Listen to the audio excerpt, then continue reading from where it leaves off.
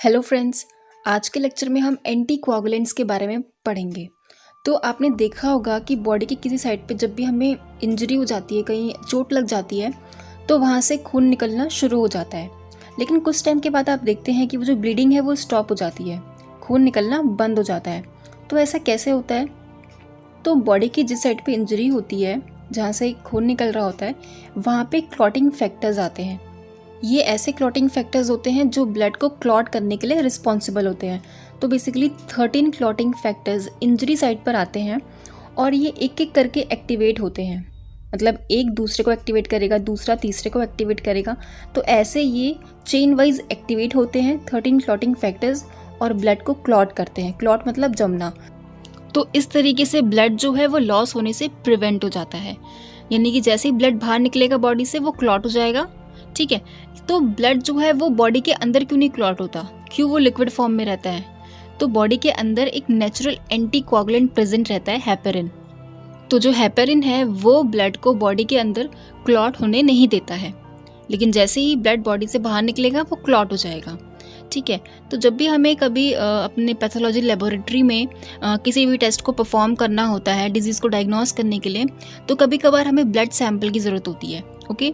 तो जब हम किसी पेशेंट का ब्लड सैंपल लेते हैं तो अब हमने उसको बॉडी से बाहर निकाला तो वो तुरंत क्लॉट हो जाएगा। ठीक है। और कुछ टेस्ट ऐसे हैं जो हम क्लॉटेड ब्लड से परफॉर्म नहीं कर सकते हैं। तो इस चीज़ को प्रिवेंट करने के लिए हम एंटीकोआगुलेंट का यूज़ करते हैं। एंटी मीन्स अगेंस्ट और कोआगुलेंट्स का मतलब होता है क्लॉट होना, जमना। तो एंटीकोआगुलेंट एक ऐसा केमिकल है जो ब्लड को क्लॉट होने से प्रिवेंट करता है, ब्लड को जमने से रोकता है। तो basically medical as well as paramedical centres में एंटीकोआगुलेंट्स का मोस्ट कॉमनली यूज़ किया जाता है और पैथोलॉजी लेबोरेटरी में मोस्ट ऑफ द टेस्ट को परफॉर्म करने के लिए हम एंटीकोआगुलेंट्स का यूज़ करते हैं। और जो बायोलॉजिकल स्पेसिमेंट्स है लाइक ब्लड, उनके सेलुलर एलिमेंट्स को प्रिजर्व रखने के लिए, सेफ रखने के लिए हम एंटीकोआगुलेंट्स का यूज़ करते हैं। इसके अलावा हम एंटीकोआगुलेंट्स का यूज़ जो है मेडिसिन के रूप में भी करते हैं, लाइक ब्लड थिनर मेडिसिन। और ब्लड बैंक में ब्लड सेल्स को प्रिजर्व रखने के लिए, ब्लड कंपोनेंट्स को प्रिजर्व रखने के लिए हम एंटीकोआगुलेंट्स का यूज़ करते हैं, ताकि हम ज़रूरत पड़ने पर पेशेंट को, रेसिपिएंट को वो ब्लड जो है वो डोनेट कर सके। तो ये एंटीकोआगुलेंट्स के यूजेस थे। नेक्स्ट है टाइप्स ऑफ एंटीकोआगुलेंट्स। तो हम इन सारे एंटीकोआगुलेंट्स को एक एक करके कवर करेंगे। अगर इन सारे एंटीकोआगुलेंट्स का मैं शॉर्ट में मोड ऑफ एक्शन बताऊं तो ये एंटीकोआगुलेंट्स जो है बेसिकली 13 क्लॉटिंग फैक्टर्स में से किसी एक फैक्टर पे वर्क करेंगे। वो एक फैक्टर जो है या तो उस एक फैक्टर के फंक्शन को ये रोक देंगे, उसको इनएक्टिव कर देंगे, या तो उसको रिमूव कर देंगे, या फिर प्रेसिपिटेट कर देंगे। और इस तरीके से ब्लड जो है वो क्लॉट नहीं होगा, क्योंकि मैंने अभी आपको बताया कि 13 क्लॉटिंग फैक्टर्स जो हैं वो चेन वाइज एक्टिवेट होकर ब्लड को क्लॉट करते हैं। मतलब एक दूसरे को एक्टिवेट करेगा, दूसरा क्लॉटिंग फैक्टर तीसरे को एक्टिवेट करेगा, ऐसे ही चेन वाइज एक्टिवेट होते हैं। तो जब 13 में से किसी एक क्लॉटिंग फैक्टर ने अपना काम करना बंद कर दिया, वो इनएक्टिव हो गया, तो आगे वाला अपने आप एक्टिव नहीं हो पाएगा और इस तरीके से ब्लड जो है वो क्लॉट नहीं होगा। तो ये जितने भी एंटीकोआगुलेंट्स हैं, EDTA, heparin, sodium fluoride, sodium citrate, double oxalate, ACD, CPD, CPDA, ये सारे एंटीकोआगुलेंट्स जो हैं वो 13 क्लॉटिंग फैक्टर्स में से किसी एक फैक्टर पे वर्क करते हैं और ब्लड को क्लॉट होने से प्रिवेंट करते हैं। तो चलिए इन सारे एंटीकोआगुलेंट्स को हम एक एक करके कवर करते हैं कि इनका जो है मोड ऑफ एक्शन क्या है, कितने प्रपोर्शन में हमें इन्हें यूज़ करना है ब्लड में, इनके यूजेस क्या हैं, इनके डिसएडवांटेजेस क्या है, ये सब हम इस लेक्चर में कवर करेंगे। तो फर्स्ट एंटीकोआगुलेंट है EDTA, ethylene diamine tetra acetic acid, इसकी फुल फॉर्म है। अगर हम EDTA के मोड ऑफ एक्शन की बात करें तो ये क्या करता है, बेसिकली जो 13 क्लॉटिंग फैक्टर्स होते हैं उनमें से जो 4th क्लॉटिंग फैक्टर होता है कैल्शियम, उससे ये बाइंड हो जाता है और ब्लड को क्लॉट होने नहीं देता। ब्लड को क्लॉट करने के लिए कैल्शियम जो है बहुत इंपॉर्टेंट होता है। ठीक है। तो EDTA क्या कर रहा है, 4th क्लॉटिंग फैक्टर कैल्शियम को ही बाइंड कर ले रहा है और इससे क्लॉटिंग का जो आगे का मैकेनिज्म है वो कंटिन्यू नहीं हो पाता और ब्लड क्लॉट होने से प्रिवेंट हो जाता है। नेक्स्ट, EDTA एंटीकोआगुलेंट को हम कितने प्रपोर्शन में ब्लड के साथ मिक्स करते हैं, तो इसको हम 1.5 mg पर ml ऑफ ब्लड के साथ जो है यूज़ करते हैं। अब EDTA एंटीकोगुलेंट जिस ट्यूब में प्रेजेंट रहता है उस ट्यूब का कलर पर्पल कलर का होता है, यानी कि लेवेंडर कलर की ट्यूब में EDTA एंटीकोगुलेंट प्रेजेंट रहता है। EDTA एंटीकोगुलेंट को most commonly routine haematological investigation के लिए यूज़ किया जाता है। EDTA एंटीकोगुलेंट में हम डायसोडियम और डायपोटेशियम सॉल्ट जो है वो कॉमनली यूज़ करते हैं, बट डायपोटेशियम सॉल्ट जो है वो मोर प्रेफर किया जाता है क्योंकि डायपोटेशियम सॉल्ट्स ज़्यादा सॉल्युबल होता है एज़ कम्पेयर टू डायसोडियम सॉल्ट से। लेकिन अब जो है हम डायसोडियम और डायपोटेशियम को छोड़कर ट्राईपोटेशियम सॉल्ट्स का ज़्यादा यूज़ करने लगे हैं EDTA में। तो हम हेमेटोलॉजी लैब में किस किस टेस्ट को परफॉर्म करने के लिए EDTA एंटीकोगुलेंट का यूज़ करते हैं, तो जो है इसको हम हीमोग्लोबिन एस्टिमेशन के लिए, हेमाटोक्रिट के लिए, कंप्लीट ब्लड काउंट के लिए हम EDTA एंटीकोगुलेंट का यूज़ करते हैं। और EDTA एंटीकोगुलेंट ब्लड सेल्स की मॉर्फोलॉजी को काफ़ी अच्छे से प्रिजर्व करके रखता है, तो इसलिए हम इसको जो है ब्लड स्मेयर बनाने के लिए भी यूज़ करते हैं। इसके अलावा हम सिकलिंग टेस्ट के लिए भी यूज़ करते हैं, रेटिकुलोसाइट काउंट के लिए, HbA1c के लिए, हीमोग्लोबिन इलेक्ट्रोफोरेसिस के लिए और प्लेटलेट काउंट के लिए हम EDTA एंटीकोगुलेंट का यूज़ करते हैं। इसके अलावा EDTA एंटीकोगुलेंट के कुछ डिसएडवांटेजेस भी हैं। अगर हम EDTA एंटीकोगुलेंट में ब्लड को काफ़ी टाइम के लिए स्टोर करके रखेंगे तो कुछ चेंजेस देखने को मिलते हैं हमें ब्लड सेल्स में, जैसे कि रेड ब्लड सेल्स में हमें क्रिनेशन और स्पीरोसाइट्स चेंजेस देखने को मिलेंगे, जैसे कि आप इमेज में भी देख सकते हैं कि रेड ब्लड सेल का जो शेप है वो चेंज हो गया है। इसके अलावा जो न्यूट्रोफिल्स हैं उनमें ग्रेनुअल्स लॉस हो जाएंगे, प्लेटलेट्स जो है वो रप्चर हो जाएंगे और TLC और जो प्लेटलेट काउंट है वो डिक्रीज़ हो जाएगा। नेक्स्ट एंटीकोगुलेंट है हेपेरिन। अगर हम हेपेरिन एंटीकोगुलेंट के मोड ऑफ एक्शन के बारे में पढ़ें कि ये कैसे ब्लड को क्लॉट होने से प्रिवेंट करता है, तो ये करता है बेसिकली हेपेरिन जो है ये एंटी थ्रोम्बिन को एक्टिवेट करता है और ये एंटी थ्रोम्बिन जो है वो प्रोथ्रोम्बिन को थ्रोम्बिन में कन्वर्ट होने से रोकता है। यानी कि जो हेपेरिन है वो basically clotting factor 9th, 10th, 12th और 13 क्लॉटिंग फैक्टर को इनएक्टिव करके उनके फंक्शन को रोक कर थ्रोम्बोप्लास्टिन को थ्रोम्बिन में कन्वर्ट होने से रोकता है। ठीक है, और अगर थ्रोम्बोप्लास्टिन थ्रोम्बिन में कन्वर्ट नहीं होगा तो क्लॉटिंग का जो आगे का प्रोसेस है वो भी कंटिन्यू नहीं हो पाएगा और ब्लड क्लॉट नहीं होगा। तो ये था हेपेरिन के मोड ऑफ एक्शन के बारे में कि किस तरीके से ये ब्लड को क्लॉट होने से प्रिवेंट करता है। अगर हम हेपेरिन के प्रपोर्शन की बात करें कि कितने प्रपोर्शन में हम इसको ब्लड के साथ मिक्स करते हैं, तो इसको है हम 15 to 20 इंटरनेशनल यूनिट पर ml ऑफ ब्लड में यूज़ करते हैं। हेपेरिन जो एंटीकोगुलेंट है वो जिस ट्यूब में प्रेजेंट रहता है उस ट्यूब का कलर ग्रीन कलर का होता है, जैसे कि आप इमेज में भी देख सकते हैं। हेपेरिन में हम जो है मोस्ट कॉमनली सोडियम, लिथियम और अमोनियम सॉल्ट जो है वो यूज़ करते हैं। अगर हमें लिथियम लेवल चेक करना है तो हम सोडियम हेपेरिन यूज़ करेंगे और अगर हमें अमोनियम लेवल चेक करना है तो हम सोडियम और लिथियम हेपेरिन दोनों यूज़ कर सकते हैं। इसके अलावा हम हेपेरिन को जो है ऑस्मोटिक फ्रेजिलिटी टेस्ट के लिए यूज़ करते हैं, एली सेल प्रिपरेशन के लिए, रेड सेल एंजाइम स्टडीज़ के लिए जैसे कि G6PD की स्टडी के लिए, इम्यूनोफिनोटाइपिंग के लिए हम हेपेरिन एंटीकोगुलेंट का यूज़ करते हैं। हेपेरिन एक नेचुरल एंटीकोगुलेंट भी है। हेपेरिन जो है वो हमारी बॉडी में नेचुरली भी प्रेजेंट रहता है बाय बर्थ और बॉडी में जो क्लॉट फॉर्मेशन होते हैं उनको ये रिमूव करता है और बॉडी के अंदर ब्लड को क्लॉट होने से प्रिवेंट करता है। हेपेरिन एंटीकोगुलेंट को हम ब्लड बैंक में भी यूज़ करते हैं, लेकिन ये हम बाद में पढ़ेंगे। इसके अलावा हेपेरिन एंटीकोगुलेंट के कुछ डिसएडवांटेजेस भी हैं, जैसे कि हेपेरिन जो है ये बहुत एक्सपेंसिव होता है, इसलिए हम इसको बहुत कम यूज़ करते हैं और हम हेपेरिन एंटीकोगुलेंट का यूज़ करके TLC काउंट नहीं कर सकते, ब्लड स्मेयर नहीं बना सकते हैं और हेपेरिन एंटीकोगुलेंट जो है वो एग्लूटिनेशन टेस्ट के लिए भी सूटेबल नहीं होता है। नेक्स्ट एंटीकोगुलेंट है सोडियम फ्लोराइड। सोडियम फ्लोराइड भी जो है 4th clotting factor calcium ion पर ही वर्क करता है। ये क्या करता है, कैल्शियम आयन के साथ सेग्रीगेशन कॉम्प्लेक्स बनाता है। ठीक है, यानी कि कैल्शियम आयन को जो है ये अलग कर देता है और इस तरीके से क्लॉट का फॉर्मेशन नहीं होता।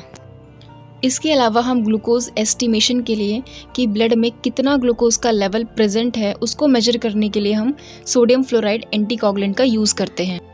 जब भी हम पेशेंट से ब्लड का सैंपल लेते हैं ग्लूकोज के एस्टिमेशन के लिए, तो जैसे ही ब्लड बॉडी से बाहर निकलता है उसमें जो ग्लूकोज का लेवल है वो हर घंटे 10 mg पर डेसीलीटर ग्लूकोज जो है वो डिक्रीज़ होता रहता है।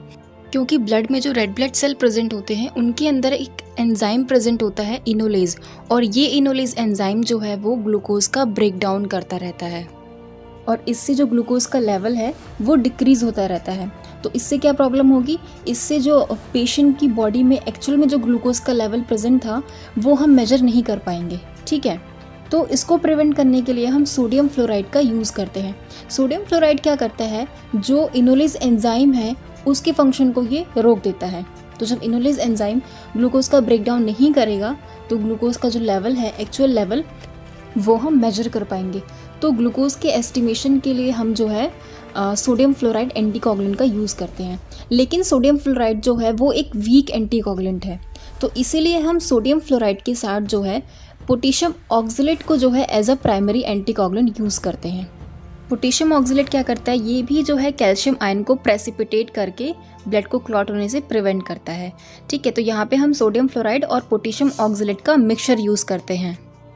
अगर हम प्रपोर्शन की बात करें तो 2 mg/ml ऑफ ब्लड में हम इस एंटीकोगुलेंट को यूज़ करते हैं।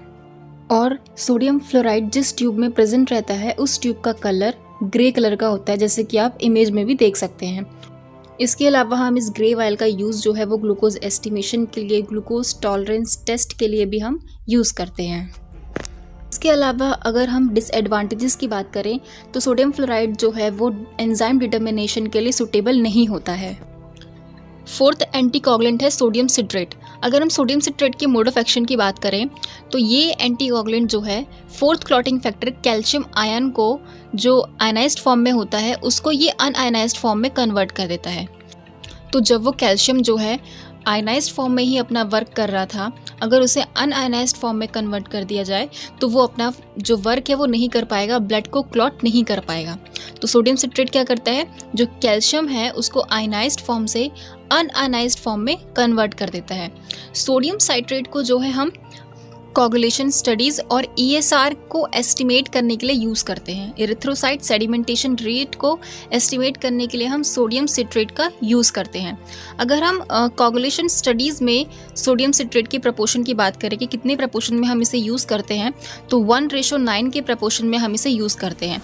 यानी कि इसमें जो 1 पार्ट है वो एंटीकोगुलेंट होगा 200 माइक्रोलीटर और जो 9 पार्ट है वो ब्लड होगा, यानी कि 1.8 ml ब्लड। ठीक है, तो इसमें जो ट्यूब का कलर होता है कोगुलेशन स्टडीज़ के लिए जो हम वायल का यूज़ करते हैं उसका कलर जो है वो ब्लू कलर का होता है, जैसे कि आप इमेज में भी देख सकते हैं। और अगर हमें ESR को एस्टिमेट करना है तो उसके लिए जो है हम 1:4 का प्रपोर्शन यूज़ करेंगे। यानी कि जो 1 पार्ट है वो एंटीकोगुलेंट होगा 400 माइक्रोलीटर और जो 4 पार्ट है वो ब्लड होगा, यानी कि 1.6 ml ब्लड। ठीक है, इसमें जो ट्यूब का कलर होता है, जो वायल का कलर होता है वो ब्लैक कलर का होता है, जैसे कि आप इमेज में देख सकते हैं। ठीक है, कोगुलेशन स्टडीज़ में basically thrombosis, PT, APTT test जो है आते हैं, डी डायमर टेस्ट। तो इसको जो है सोडियम साइट्रेट को हम कोगुलेशन स्टडीज़ और ESR के एस्टिमेशन के लिए यूज़ करते हैं। इसके अलावा सोडियम सिट्रेट के कुछ डिसएडवांटेजेस भी हैं, जैसे कि ये जो है सेल्स की मॉर्फोलॉजी को प्रिजर्व नहीं करके रखता है और हम इसको CBC के लिए भी यूज़ नहीं कर सकते हैं, यानी कि कंप्लीट ब्लड काउंट के लिए हम सोडियम सिट्रेट एंटीकोगुलेंट का यूज़ नहीं कर सकते हैं। इसके अलावा हम एंजाइम्स की स्टडी के लिए भी सोडियम सिट्रेट का यूज़ नहीं करते हैं, क्योंकि ये उनकी एक्टिविटी को इनहिबिट कर देता है, एंजाइम्स की एक्टिविटी को इनहिबिट कर देता है। फिफ्थ एंटीकोगुलेंट है डबल ऑक्सलेट। ये एंटीकोगुलेंट अब हम यूज़ नहीं करते हैं, ठीक है, लेकिन फिर भी हम इसको पढ़ेंगे। अगर हम इसके मोड ऑफ एक्शन की बात करें तो ये क्या करता है, ये भी फोर्थ क्लॉटिंग फैक्टर कैल्शियम पर ही वर्क करता है। कैल्शियम आयन को ये प्रेसिपिटेट कर देता है और ब्लड को क्लॉट होने से प्रिवेंट करता है। अगर हम डबल ऑक्सलेट के प्रपोर्शन की बात करें तो इसको हम 2 mg/ml ऑफ ब्लड में यूज़ करते हैं। अब इसे डबल ऑक्सलेट क्यों बोलते हैं, क्योंकि हम इसमें 2 ऑक्सलेट यूज़ करते हैं, एक पोटेशियम ऑक्सलेट और एक अमोनियम ऑक्सलेट। 3 पार्ट जो है वो अमोनियम ऑक्सलेट हम यूज़ करते हैं और जो 2 पार्ट है वो हम पोटेशियम ऑक्सलेट यूज़ करते हैं। पोटेशियम ऑक्सलेट क्या करता है, ये रेड ब्लड सेल को श्रिंक करता है और जो अमोनियम ऑक्सलेट है वो रेड ब्लड सेल को स्वेल करता है। तो हम इसमें दोनों का बैलेंस यूज़ करते हैं कि जो ब्लड है वो ना ही स्वेल हो ना ही वो श्रिंक हो। ठीक है, तो इसको जो है हम बहुत ही कम यूज़ करते हैं, यूज़ नहीं किया जाता है। इसको जो है हम बेसिकली ESR या फिर हेमाटोक्रिट के लिए यूज़ कर सकते हैं। और अगर हम इसके डिसएडवांटेजेस की बात करें तो ये जो है मॉर्फोलॉजी को प्रिजर्व करके नहीं रखता अच्छे से, और ब्लड स्मेयर की स्टडी के लिए भी ये सूटेबल नहीं होता है।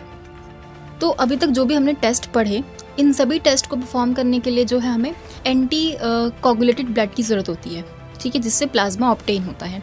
लेकिन कुछ टेस्ट ऐसे हैं जो हम क्लॉटेड ब्लड से परफॉर्म करते हैं, जिससे सीरम ऑब्टेन होता है। तो बेसिकली जिन वाइल्स में, जिन ट्यूब में कोई भी एंटीकोगुलेंट प्रेजेंट नहीं होता है, उस वाइल को, उस ट्यूब को हम SST ट्यूब बोलते हैं, सीरम सेपरेटिंग ट्यूब, जैसे कि आप इमेज में भी देख सकते हैं। इस ट्यूब का जो कलर होता है SST ट्यूब का, वो येलो कलर का होता है, और इस ट्यूब में बेसिकली 2 एजेंट्स प्रेजेंट रहते हैं। First, silica particles. ये जो सिलिका पार्टिकल्स होते हैं ये SST ट्यूब में क्लॉट एक्टिवेटर की तरह एक्ट करते हैं। जैसे ही ब्लड इसमें हम लेंगे वो और जल्दी क्लॉट हो जाएंगे, ठीक है। तो ये जो सिलिका पार्टिकल्स होते हैं ये ब्लड को बहुत जल्दी से क्लॉट करते हैं। क्योंकि ब्लड जब अच्छे से क्लॉट होगा तो जब हम उस ट्यूब को सेंट्रीफ्यूज करेंगे तो सेंट्रीफ्यूज के दौरान जो सीरम ऑब्टेन होगा वो अच्छा खासा होगा। इसके अलावा SST ट्यूब में सीरम सेपरेटर के रूप में एक जेल प्रेजेंट होता है, और इस जेल को हम इनर्ट पॉलीमर जेल बोलते हैं। ये जो जेल होता है ये ब्लड सेल को और प्लाज्मा को सेपरेट करता है। तो बेसिकली जिन टेस्ट के लिए हमें सीरम सैंपल की ज़रूरत होती है उसके लिए हम ये SST ट्यूब जो है यूज़ करते हैं। तो वो कौन से टेस्ट है? बहुत सारे टेस्ट है, जैसे कि urea, electrolyte, C reactive protein, liver function test, kidney function test, tumour markers. ये सारे टेस्ट के लिए जो है हमें SST ट्यूब में सैंपल लेना होता है। तो अब जो एंटीकोगुलेंट बचे हैं वो है ACD, CPD, CPDA, CPDA with सेगम। तो ये सारे एंटीकोगुलेंट्स जो हैं वो हम ब्लड बैंक में यूज़ करते हैं। इन एंटीकोगुलेंट को हम ब्लड बैंक में क्यों यूज़ करते हैं, इनका मोड ऑफ एक्शन क्या होता है, ये सारी चीज़ें जो है हम नेक्स्ट वीडियो में कवर करेंगे। Thank you.